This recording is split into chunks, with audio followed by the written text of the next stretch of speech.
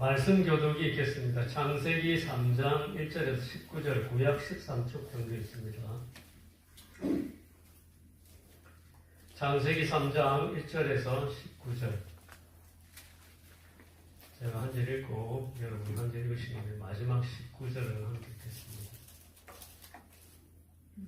그런데 뱀은 여호와 하나님이 지으신 들짐승 중에 가장 강교하니라. 뱀이 여자에게 물어 이르되 하나님이 참으로 너희에게 동산 모든 나무의 열매를 먹지 말라 하시더냐. 여자가 아담에게 말하되 동산 나무의 열매를 우리가 먹을 수 있으나 동산 중앙에 있는 나무의 열매는 하나님의 말씀에 너희는 먹지도 말고 만지지도 말라. 너희가 죽을까 하노라 하셨느니라. 뱀이 여자에게 이르되 너희가 이것도 좋지 아니하니라.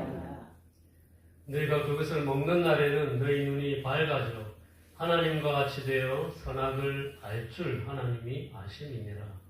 여자가 그 나무를 지으고 기쁘고 원하고 하고 지혜롭게 하려 그런 탐스럽게 한 나무이니라. 여자가 그 열매를 따먹고 자기와 함께 남편에게 주매 그도 먹으니라.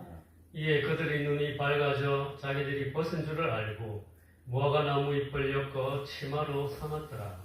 그들이 그날 바람이 불 때 동산에 거니시는 여호와 하나님의 소리를 듣고 아담과 그의 아내가 여호와 하나님의 낯을 피하여 동산 나무 사이에 숨은지라. 여호와 하나님이 아담을 부르시며 그에게 이르시되 내가 어디 있느냐. 이르되 내가 동산에서 하나님의 소리를 듣고 내가 벗었으므로 두려워하여 숨었나이다. 이르시되 누가 너의 벗었음을 내게 알렸느냐. 내가 내게 먹지 말라 명한 그 나무 열매를 내가 먹었느냐. 아담이 이르되 하나님이 주셔서 나와 함께 있게 하신 여자가 그 나무 열매를 내게 주므로 내가 먹었나이다.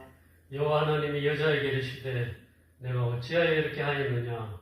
여자가 이르되 뱀이 나를 꿰므로 내가 먹었나이다. 여호와 하나님이 그에게 이르시되 내가 하였으니 내가 모든 가축과 들의 모든 짐승보다 더 저주를 받아 배를 가지고 살아있는 자만 뿔을 먹을지니라. 내가 너를 여자와 원수가 되게 하고 내 후손도 여자의 후손과 원수가 되게 하리니 여자의 후손은 내 머리를 상하게 할 것이요 너는 그의 발꿈치를 상하게 할 것이니라 하시고. 또 여자에게 이르시되 내가 너희에게 지나치는 것을 구하리니 내가 수고하고 자식을 낳을 것이며 너는 남편을 원하고 남편을 가질 것이니라 하시고. 아담에게 이르시되 내가 내 아내의 말을 듣고 내가 내게 먹지 말라 나무의 열매를 먹었은즉 땅은 너로 말미암아 저주를 받고 너는 내 평생에 수고하여야 그 소산을 먹으리라. 땅이 내게 자식들과 어머니를 낼 것이라. 내가 먹을 것은 밭의 채소를 주지. 함께 읽겠습니다. 내가 흙으로 돌아갈 때까지 얼굴에 땀을 흘려야 먹을 것을 먹으리니 내가 그것에서 취함을 입었으리라. 너는 흙이니 흙으로 돌아갈 것이니라 하시니라. 저 안에서 2026년에도 평안하시고 강건하시기 주님의 이름으로 축원드립니다. 오늘 설교는 일단은 하나님 나라 백성의 세계관에 대해 배우게 됩니다. PPT를 한번 보시면 뭐 같습니까? 눈 같죠? 세계관입니다. 세계관은 눈에 보이는 자연 세계뿐 아니라 인간 세계와 인간 세계를 이루고 있는 온갖 의나 가치에 대한 통일적인 견해를 말합니다. 자기를 둘러싼 모든 것을 향해서 어떤 시야를 가지고 있으며 또 어떤 가치관과 사고방식을 가지고 살아가며 자연과 인간 세상에서 무엇을 중시하는지 알려주는 중요한 요소가 바로 세계관인 것입니다. 이 세계관은 그 사람이 속한 민족이나 나라의 역사나 문화나 환경, 교육, 운명 이런 것들 복합적인 것들의 영향을 받습니다. 사람들은 누구나 할 것 없이 이런 세계관을 중심으로 살아갑니다. 그런데 하나님께서는 우리가 분명한 세계관을 가지길 바라십니다. 그것은 바로 말씀 중심의 세계관입니다. 이 세계관은 보이지 않는 하나님을 중심에 두고 가지게 되는 믿음의 세계관입니다. 하나님은 바로 우리가 믿음으로 바라보는 믿음의 세계관을 가지길 바라시는 것입니다. 그런데 이 말씀 중심의 세계관은 왜 중요할까요? 말씀 중심의 세계관은 우리를 둘러싼 세계 속에서 우리의 정체성을 세워주는 요소이기 때문에 중요합니다. 그리스도인을 그리스도인답게 해주는 것이 바로 하나님이 바라시는 말씀 중심의 세계관입니다. 우리는 그리스도를 믿음으로 구원을 받습니다. 그러나 그리스도 안에서 새로운 피조물로 지음을 받은 사람에게는 새로운 세계관이 필요합니다. 주님이 말씀하셨듯이 새 술은 새 부대에 넣어야 마땅하듯이 우리에게는 새 술을 넣을 새 부대가 필요합니다. 만약 주님 안에서 새롭게 태어난 그리스도인이 여전히 세상의 가치관을 가지고 살아간다면 그는 여전히 육신에 속한 자이며 영적으로 어린아이이며 하나님 나라에 합당한 삶을 살아갈 수 없습니다. 결국 험 부대에 넣은 새술은 터져서 땅에 흘러서 사람들에게 밟힐 것입니다. 이처럼 말씀 중심의 세계관은 거듭남의 증거처럼 우리 삶에 꼭 세워져야 하는 기초석입니다. 다음 PPT를 보시면 그래서 오늘 설교는 하나님 나라 백성의 올바른 세계관을 정립하기 위해서 타락, 깨어진 관계라는 제목으로 설교하려고 합니다. 분명 세상은 하나님과의 관계가 단절되어 있습니다. 그런데 우리 그리스도인은 그런 세상에서 그들과 함께 살아가고 있습니다. 그러다 보니 끊임없이 세상에 도전을 받게 됩니다. 우리의 시민권은 하늘에 있는데 몸은 여전히 땅에서 살아가기 때문에 세상의 세계관과 충돌하는 것입니다.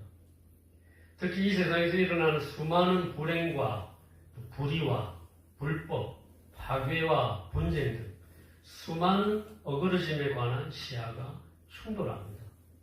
그래서 오늘 말씀은 특별히 이런 세상의 뒤틀림과 어그러짐을 어떤 세계관을 가지고 바라봐야 하는지에 관해서 말씀을 나누려고 합니다. 오늘 말씀을 들으시면서 그리스도 안에서 세상을 바르게 바라보는 그런 세계관이 정립되는 귀한 시간이 되길 주님의 이름으로 축원드립니다. 다음 PPT를 보시면 뉴스를 보면 우리가 끊임없이 들려오는 사건, 사고는 우리의 눈과 귀를 사로잡으면서 동시에 우리의 마음을 어둡게 합니다. 왜냐하면 그 소식들은 대부분이 어둡고 낙심되고 우울하게 하기 때문일 것입니다. 그리고 세계적인 이슈뿐 아니라 개인의 삶에서도 끊이지 않는 갈등과 불안이 존재하고 있고 또 이유를 알 수 없는 내면의 공허함을 우리는 마주하게 됩니다. 또 더 나아가서 인간이 살아가는 세상과 우리 개인의 삶에서 눈을 돌려서 자연 세계를 봐도 점점 망가져가는 생태계가 눈에 들어옵니다. 이처럼 세상 모든 영역에서 일어나는 일들을 통해서 우리는 본능적으로 이렇게 느낍니다. 아, 무엇이 잘못되고 있구나 라는 직감입니다. 그러면서 본능적으로 드는 생각도 이런 어그러짐의 원인은 대체 무엇일까라는 것입니다. 세상이 정말 뭔가 잘못 돌아가고 있는데 그 원인은 알 수 없는 것입니다. 마치 수학 문제는 눈에 보이는데 도저히 풀 수 없는 문제를 눈앞에 둔 것 같은 그런 기분입니다. 끊임없는 살인과 범죄는 갈수록 늘어나고 심각해져 갑니다. 전쟁과 분열과 폭력은 인간 역사에서 한 번도 쉰 적이 없습니다. 최근에는 자연재해가 전 세계적인 이슈가 되었고 사회 내면에 깊게 팬 불합리한 판결이나 또 정치인의 어떤 타락 뉴스는 우리를 지치게 해서 이제는 감각도 없는 그런 지경이 되었습니다. 그래서 제가 PPT에다가 어그러짐 이렇게 썼는데 그래서 세상은 오랫동안 이런 어그러짐의 원인을 찾고 적절한 해법을 만들어내기 위해서 노력해왔습니다. 그리고 그 원인이 외부에 있다고 생각했습니다. 어떤 사람이 이렇게 주장했습니다. 교육이 부족해서 그렇다. 잘못된 교육이 원인이다. 교육을 혁신하면 문제가 해결될 것이라고 주장하는 사람도 있었습니다. 또 어떤 사람은 과학기술이 덜 발달해서 그렇다고 주장했습니다. 과학기술만 비약적으로 발전하면 우리의 문제를 해결해 나갈 수 있다고 했습니다. 혹 어떤 사람들은 사회구조의 제도가 부패했기 때문이라고 진단하는 사람들도 많았습니다. 그래서 많은 지도자들이 더 나은 교육, 더 빠른 기술 발전, 더 완벽한 사회 시스템을 통해서 유토피아를 건설할 수 있다고 약속했습니다. 그들을 통해서 과학기술의 발전과 정권 교체나 정책 개혁이나 교육 혁신과 경제 성장, 사회운동과 환경보호 캠페인 등 수많은 해법이 동원되었습니다. 하지만 인간의 역사는 인간의 노력으로 세운 유토피아들이 결국에는 더 큰 비극이나 새로운 문제를 낳았음을 증명합니다. 과학의 발전은 우리 인간에게 편리함을 주었지만 동시에 환경 파괴와 새로운 윤리적 딜레마를 낳았습니다. 일례로 플라스틱을 우리가 발명했는데 우리 삶에 엄청난 편리함을 주었죠. 이제는 그 플라스틱이 얼마나 환경을 파괴하고 있는지 모릅니다. 생명공학은 끊임없이 윤리와 과학 그 사이에서 위험한 줄타기를 하고 있습니다. 자동차의 발명과 석유의 유익함은 어떠합니까? 설명할 필요도 없이 인간에게 많은 유익함을 가져다 주었지만 환경 파괴의 반작용 앞에서 인간은 이제 쩔쩔매고 있는 것이 사실입니다. 그뿐만 아니라 제2의 불의 발견이라고 말하는 인공지능이 지금은 아직 현실적인 위협으로 다가오지는 않았지만 인류 파멸의 원인이 될 수 있다고 걱정하는 말들이 심심치 않게 나오는 것을 봐도 과학의 발전이 세상의 어그러짐을 바로잡을 해법이라고 장담할 수 없는 것이 현실입니다. 이처럼 세상의 해법은 문제의 증상만 다루고 있는 모습입니다. 질병의 진짜 원인인 인간 존재의 근본적인 문제를 외면한 채 겉돌고 있습니다. 더 불행한 것은 자연과 인간 세계의 모든 어그러짐의 원인이 외부에 있다고 세상은 여전히 굳게 믿고 있다는 것입니다. 다음 PPT를 보시면 그러나 성경은 이렇게 말합니다. 그들의 생각은 결국에는 실패할 수밖에 없는 거짓된 희망이라고 말씀하고 있습니다. 그리고 성경은 자연과 인간 세상의 모든 어그러짐은 외부에 있지 않고 내부에 있다고 말해주고 있습니다. 그런데 성경이 아니어도 세상에는 그런 인간의 오류를 스스로 깨달은 사람들도 있습니다. 다음 PPT를 보시면 퓰리처상을 받은 인류학자 어네스트 베커는 초기에 그가 쓴 저서인 악의 구조에서 가난이나 전쟁, 폭력 같은 문제의 원인을 사회의 역사와 제도, 계급 불평등이 만든 구조적 악에 있어서 악에 있다고 말했습니다. 그래서 해법도 사회과학적 분석과 제도 개혁이 있다고 보았습니다. 그런데 그가 사망한 직후 출간된 그의 유작인 악에서 벗어나기 위해 서문에 보면 자신의 오류를 솔직하게 고백한 글이 실렸습니다. 그는 자신이 이전에 저술했던 책에서 인간 행동이 얼마나 사악한지를 보지 못했다고 고백하였습니다. 이 고백은 자신의 관점이 완전히 변했음을 밝힌 말이었습니다. 그는 인류가 내재적으로 악하다는 문제를 점점 인식하게 되었고 더 나은 학교나 법이나 규제 같은 관료적인 과학만으로는 악을 다룰 수 없다고 고백하였습니다. 그래서 이제는 절망을 넘어서는 제3의 길이 필요하다고 결론을 지었습니다.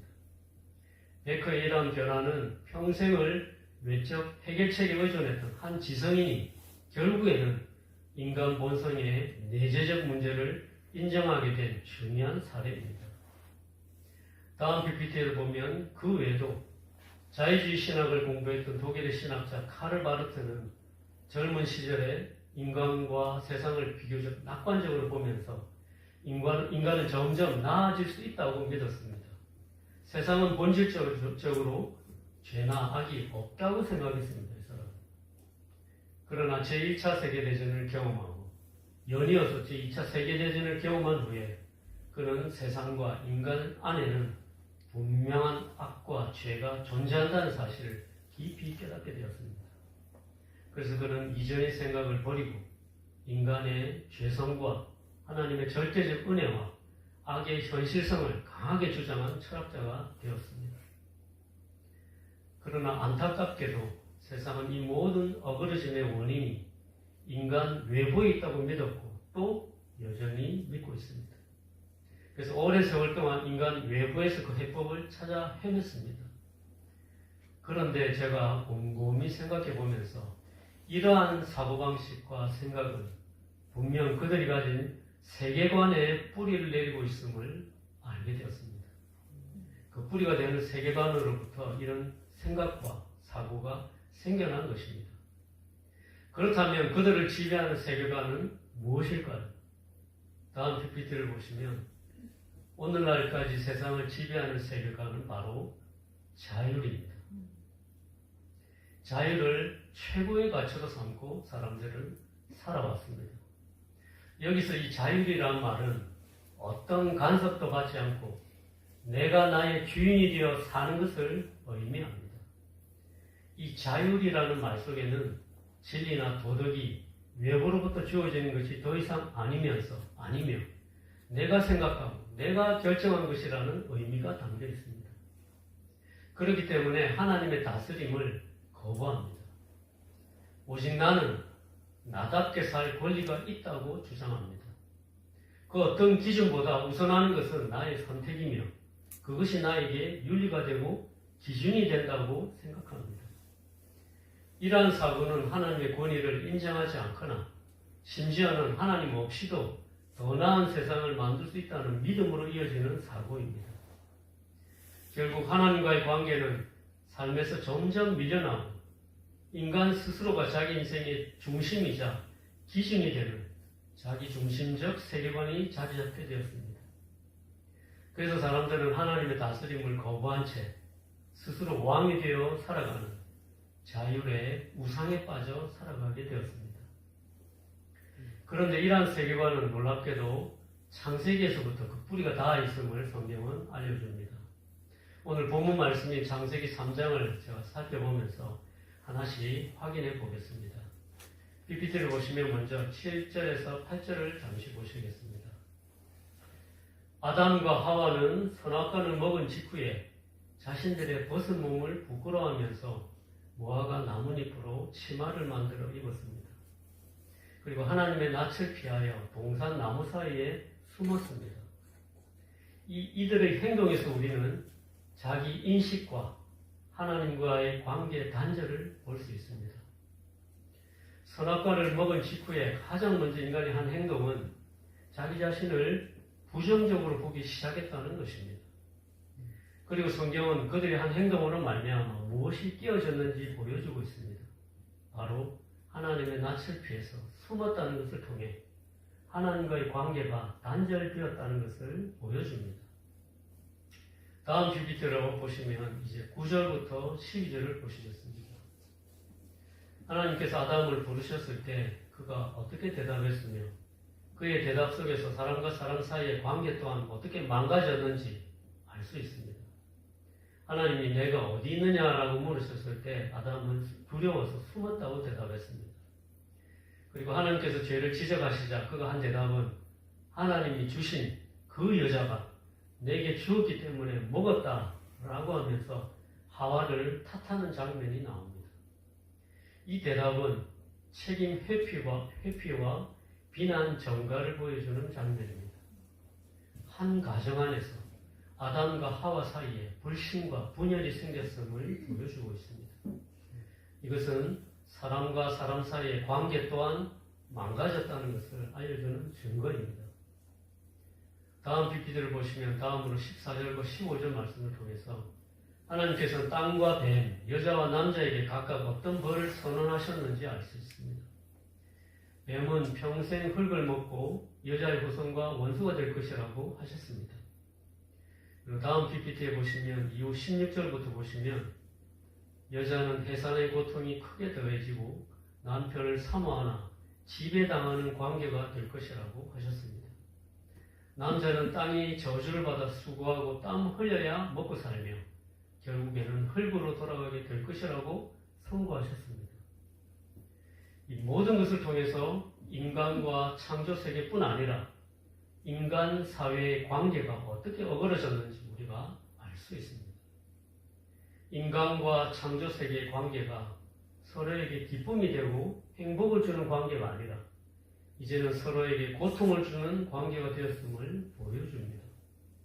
거기다 인간은 결정적으로 완전한 단절인 죽음에 처하게 되었다는 사실을 우리는 잘 알고 있습니다. 제가 지금까지 말씀을 통해서 인간의 세계관이 어디에 뿌리를 두고 있는지 살펴보았습니다. 그리고 창세기 때부터 인간의 자율성과 하나님의 주권 사이에 갈등이 발생했다는 것을 보았습니다. 성경은 창세기에서부터 인간의 세계관과 하나님의 세계관이 충돌하는 장면을 보여주고 있습니다. 인간은 하나님 주신 이 자유와 자율성을 혼동했습니다. 그래서 다음 PPT를 보시면 하나님이 인간에게 주신 자유란 무엇인가 제가 써보았습니다. 자유란 하나님이 주신 범위 안에서 선택할 수 있는 것을 말합니다. 그런데 인간은 이 하나님이 주신 자유를 자율성과 혼동했습니다. 그래서 인간은 하나님의 주권과 인간의 자율성 사이에서 갈등을 겪었습니다. 그럼 자율성이란 무엇입니까? 자율성은 하나님 없이도 내가 기준이 되어 옳고 그름을 정할 수 있다는 생각을 말합니다. 그럼 하나님의 주권은 또 무엇입니까? 하나님의 주권은 하나님이 모든 것을 다스린다는 것입니다. 그리고 주권을 가지신 하나님이 인간에게 자유를 주셨습니다. 그 말은 인간이 자유롭게 선택하며 살게 하셨다는 의미입니다. 하지만 인간은 하나님의 주권을 자신들의 자유를 억압하는 권력으로 느꼈고 그 사이에서 갈등했던 것입니다. 그런데 사실 하나님의 주권과 인간에게 주신 자유는 이 두 개념은 겉으로 보면 충돌하는 것 같지만 서로 싸우는 개념이 아닙니다. 성경은 인간에게 자유는 있지만 절대적인 자율성은 없다는 것을 알려주고 있기 때문입니다. 창세기 말씀에서 그것을 분명하게 보여주고 있습니다. 하나님은 선악과를 먹지 말라고 분명하게 명령하셨습니다. 그러나 사탄은 먹으면 하나님처럼 된다고 거짓말을 했습니다. 그리고 아담과 하와는 하나님 없이도 스스로 판단하고 결정할 수 있다고 착각하고 잘못된 선택을 하였습니다. 하나님이 주신 자유와 자율성을 혼동하였습니다. 하나님 없이도 내가 기준이 될 수 있다고 착각했을 때 문제가 생겼던 것입니다. 결국 하나님이 주신 자유를 잘못 사용해서 하나님 없이 스스로 판단하고 선택할 수 있다고 생각하고 자율성을 사용한 결과가 어떻게 되었습니까? 그 결과는 바로 하나님과의 관계 단절로 이어졌습니다. 그리고 죄의 지배를 받게 되었고 고통과 죽음을 맛보게 되었습니다. 결론적으로 인간은 자유로운 존재이지만 하나님 없는 자율성은, 즉 하나님을 떠나 스스로 기준이 되려 한다면 타락이 시작된다는 사실입니다. 인간은 하나님이 주신 자유를 오용했습니다. 그리고 하나님 없는 자율성을 선택했습니다. 이것은 그들의 탐욕이었고 스스로 타락하게 했습니다. 다음 PPT를 보시면 우리는 살아가면서 우리의 삶에서 겪는 가장 큰 갈등이나 어려움의 원인을 어디에서 찾습니까? 그리고 우리 주변에서 일어나는 세상의 문제의 원인이 어디에 있다고 생각하십니까? 성경은 이 모든 어그러짐의 근원이 하나님과의 관계가 깨어진 타락에서 시작되었다고 선언합니다. 우리 같이 한번 읽어보겠습니다. 시작. 성경은 이 모든 어그러짐의 근원이 하나님과의 관계가 깨어진 타락에서 시작되었다고 선언하고 있습니다. 인간이 창조주를 등지고 주인이 되려 했을 때 하나님을 피해 숨으며 하나님과의 단절이 일어나 이어서 벌거벗은 몸이 부끄러워지면서 자신과도 단절되었습니다. 그리고 더 나아가 서로를 탓하며 이웃과의 단절이 시작되었습니다. 그런데 불행은 여기서 끝나지 않았습니다. 땅이 가시덤불을 내면서 창조 세계와의 단절이 연쇄적으로 일어났다는 사실입니다. 이것이 바로 세상이 보지 못하는 문제의 진짜 뿌리입니다. 성경 말씀은 이 세상의 모든 고통의 원인이 외부에 있지 않다는 것을 설명해 주는 열쇠입니다. 그러나 감사한 것이 있습니다. 성경은 자연과 인간 세상의 모든 어그러짐의 원인을 명확하게 보여주면서 그 결과까지 알려주시면서도 어둠과 흑암의 권세에 갇힌 우리에게 희망의 메시지도 주신다는 사실입니다. 바로 우리에게 해결책을 제시하고 있습니다. 영원 전부터 아버지와 완전한 관계를 누리시던 아들, 그 예수 그리스도께서 십자가 위에서 우리가 죄 때문에 마땅히 겪어야 할 가장 깊은 관계의 단절을 친히 경험하셨습니다. 예수님께서 우리 대신 그 단절을 겪으셨기 때문에 우리가 그분이 누리던 하나님과의 관계 안으로 들어갈 길이 열린 것입니다. 제가 다음 PPT를 보시면 이 말씀을 한번 함께 같이 읽어보겠습니다. 시작. 그리스도께서 만민의 죄를 위하여 주시사 의인으로서 불의한 자를 대신하셨으니 이는 우리를 하나님 앞으로 용감하게 하시니라. 육체로는 죽임을 당하시고 영으로는 살리심을 받으셨으니. 이것이 하나님이 우리에게 주신 희망의 메시지입니다. 이 복음 안에서만 우리는 참된 치유와 소망을 이야기할 수 있습니다. 제가 오늘 인간 세계를 지배해왔던 세계관과 또 말씀에서 알려주는 성경적 세계관을 말씀드렸습니다. 자유를 최고의 가치로 여기며 살아가는 이 세상은 하나님의 주권을 부정하고 하나님이 아니라 스스로가 기준이 되어 살아가려고 합니다. 그러나 성경은 예수 그리스도 안에서 참된 자유를 얻게 된다고 가르치고 있습니다. 진리를 알지니 진리가 너희를 자유롭게 하리라. 다음 PPT를 보시면 이 세상의 모든 어그러짐은 하나님 없이 인간 스스로 기준이 되려 했던 타락으로 말미암아 깨어진 하나님과의 관계에서 비롯되었다고 썼습니다. 다시 한번 읽어보겠습니다. 시작. 이 세상의 모든 어그러짐은 하나님 없이 인간 스스로 기준이 되려 했던 타락으로 말미암아 깨어진 하나님과의 관계에서 비롯되었습니다. 이것이 불행의 원인입니다. 우리는 그 사실을 인정하고 예수 그리스도를 통해서 다시 그 관계가 회복된다는 이 복음을 믿고 세상을 살아가야 합니다. 이것이 말씀 중심의 세계관입니다. 그리고 우리는 이 복음을 위탁받은 자로 부르심을 받았습니다. 오늘 주님이 주신 말씀 중심의 세계관을 마음에 깊이 새기시고 살아가시는 저와 성도님들이 되시길 주님의 이름으로 축원드립니다. 찬송가 510장 함께 부르시겠습니다. 찬송가 510장입니다.